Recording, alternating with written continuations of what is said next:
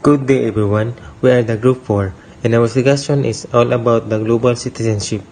This video is for educational purpose only. Our group is allowing our instructor, Mr. Roldan Ardines, to use this as an educational material.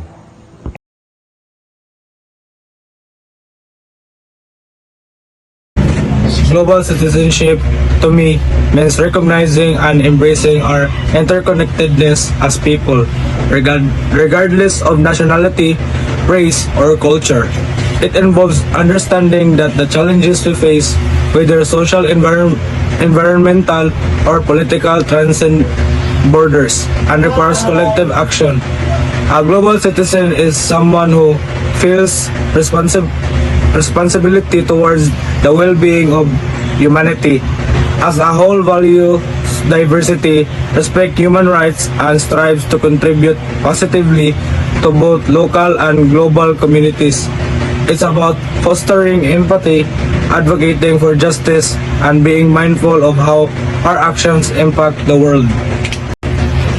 Global citizenship entails recognizing the interconnectedness of all people and taking responsibility for the impact of one's action on others worldwide. Ethical obligation of global citizenship include respect for diversity, valuing and respecting cultural, religious, and individual differences. Social justice, promoting fairness and equity in global economic and social systems. Sustainability, advocating for and engaging in practices that protects the environment and promote the well-being of future generations. Human rights, supporting and protecting the fundamental rights and freedoms of all individuals. Global awareness, understanding global issues such as poverty, climate change, and inequality, and recognizing how local actions can have global consequences.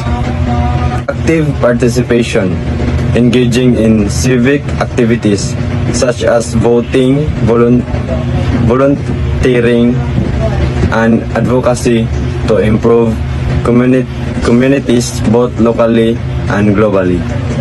Responsibility, taking ownership of one's action and their impact on the global community, including ethical consumption and supporting fair trade. By fulfilling these obligations, global citizens contribute to a more just, peaceful, and sustainable world. Global movements of people, OFW, experience and political context. The government movement of overseas Filipino workers, OFWs, is shaped by several political factors.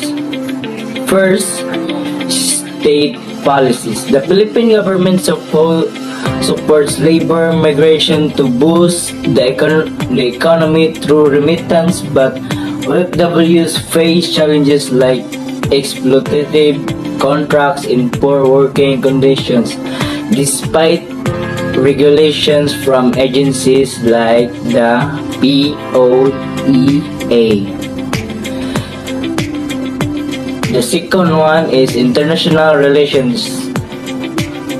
Bilateral agreement with countries like Saudi Arabia in the UAE government, the employment of UFWs, but unequal power dynamics.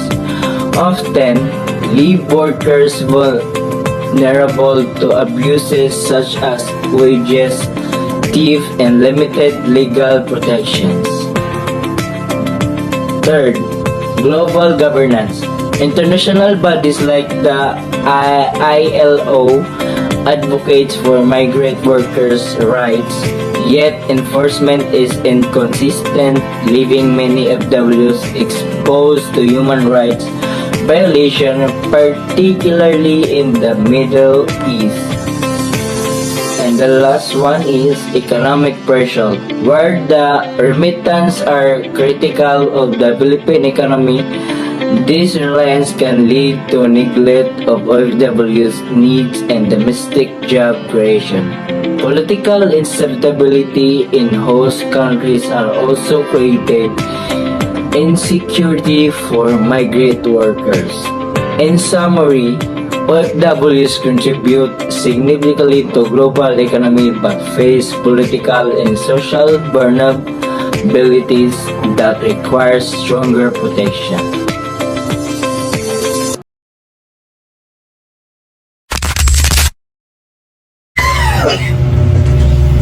Economic factors and the experiences of OFWs. Remittances.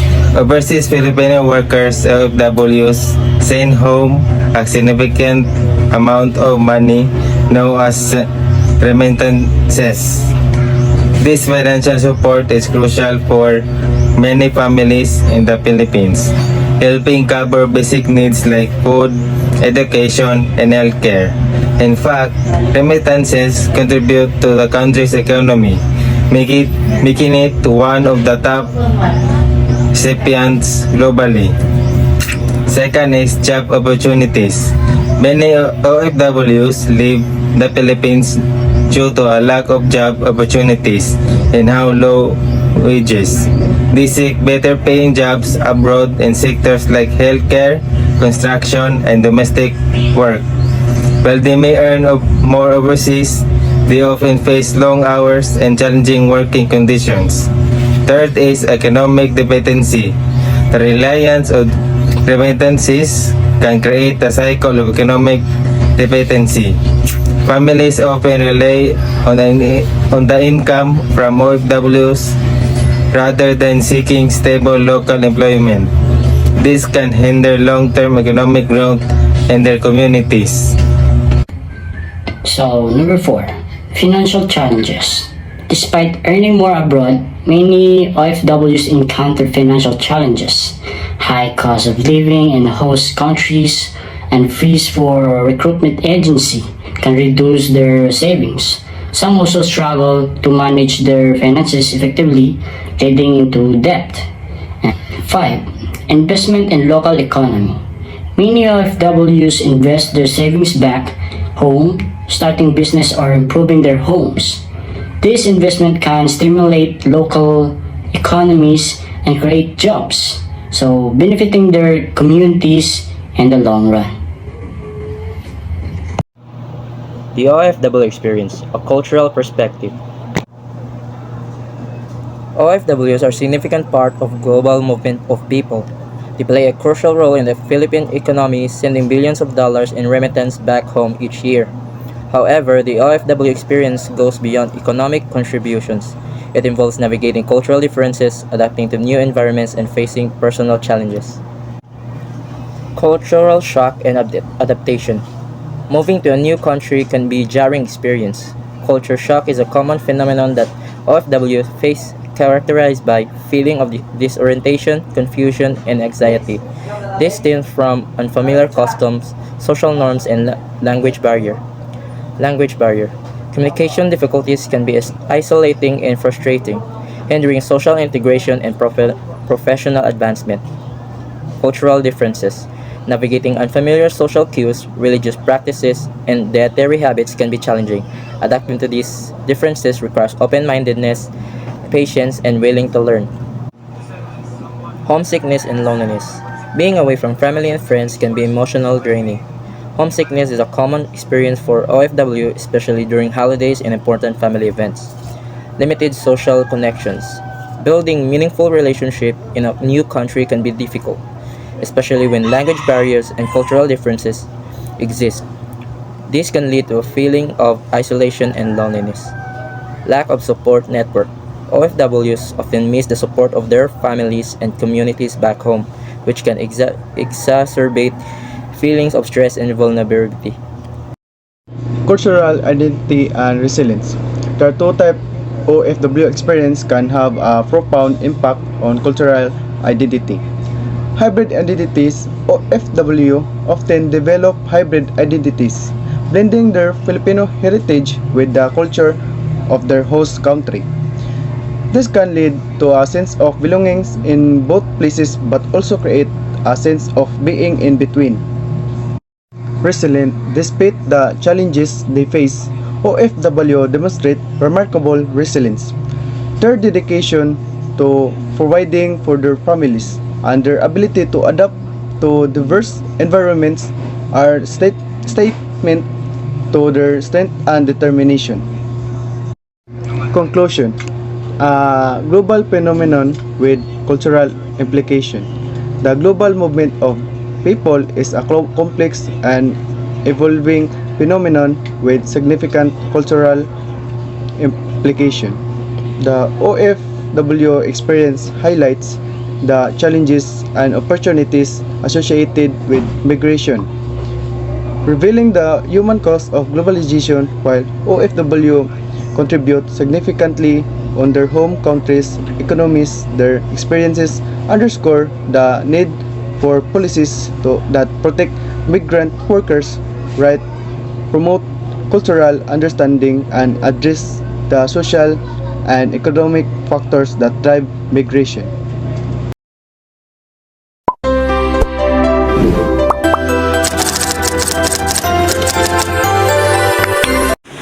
So now let's talk about the first-hand knowledge of OFWs and their social factors. So the experiences of overseas Filipino or OFWs are deeply intertwined with social factors that shape their lives both in their home country and abroad. So to gain deeper understanding of the social factors impacting OFWs, we need to delve into personal narratives and stories. These accounts can provide invaluable insights into challenging and triumphs of navigating a new culture, maintaining family ties across borders, and coping with the emotional toll of being away from loved ones. So, we have here some key social factors that OFWs often face. First, we have cultural adaptation and identity. We have language barrier. Learning a new language can be a significant hurdle, impacting communication, social integration, and access to services. Next is cultural differences. Adjusting to new customs, traditions, and social norms can be challenging, leading to feelings of confusion, isolation, and homesickness. Next is identity formation. So, being an OFW often involves navigating multiple identities as a Filipino citizen of their host country and a member of transnational community. This can lead to, especially if they experience discrimination or prejudice. So number two, we have family ties and transnationalism. First, we have separation from loved ones. So the emotional impact of being away from family and friends can be profound, leading to feelings of loneliness, guilt, and anxiety. So we have also remittances and financial obligations. Sending money back home is a significant responsibility for many OFWs, often driving their decisions to work abroad and shaping their financial choices. And we also have transnational families. OFWs often maintain strong ties to their families back home, even while living abroad. This creates a unique dynamic of transnational cultural differences and shared responsibilities across borders. Gender roles and expectation. Number 1. Gendered labor market. OFW often find themselves in a specific sector based on a gendered expectation, with a human often employed in domestic work or caregiver roles and men in construction or manufacturing. Second, social and cultural norms. Gender roles and expectation can vary significantly between the Philippines and host country, potentially leading to conflict or a pressure to convert. Third, empowerment of agency. While some of W find opportunities for personal and professional growth, others may face limitation due to the gender norms and expectation impact their agency and discussion making. Number 4, discrimination and prejudice. Number 1, nationality and ethnicity. OFW may face discrimination based on their nationality or ethnicity, leading to social exclusion, wage and disparities, and limited access to service. Number 2, socioeconomic status. OFW may be preserved as a belonging to a lower socioeconomic class, leading to the prejudice and stereotypes that can impact their experience and opportunities. Last, vulnerability to explosion. OFW can be vulnerable to exploitation, particularly in sector with a low wage or working condition and immediate legal protection.